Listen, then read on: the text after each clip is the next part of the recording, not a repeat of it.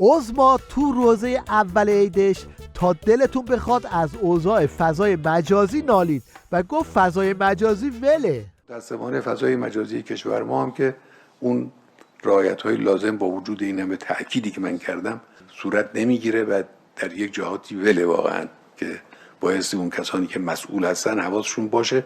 همه دنیا، همه کشورهای دنیا رو فضای مجازی خودشون دارن اعمال مدیریت میکنن. ما افتخار میکنیم به این که ما فضای مجازی رو ول کردیم.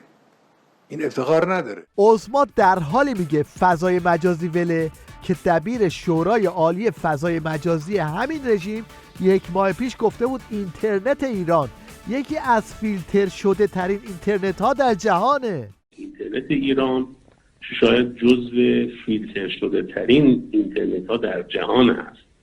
یعنی این که شما بگید رها هست، اینطور نیست. رها نیست. نسبت به اصطلاح جزو ما شاید 4-5 تا کشور اول دنیا باشیم. از لحاظ حداقل جزو 10 تای اول هستیم. حالا چون من اینو دقیق نمیدونم ولی مطمئن هستم جزو 10 تای اول هستیم.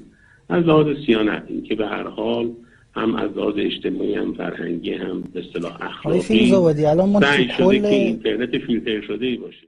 Every time I come a nigga gotta set it, then I gotta go and then I gotta get it, then I gotta blow and then I gotta shut it. Any little thing a nigga think that he be doing, cause it doesn't matter, cause I'm gonna dead it, then I'm gonna murder everything and anything about a boom, about a bing. I gotta do a lot of things to make it clear to a couple niggas that I always win and then I gotta get it again and again and again.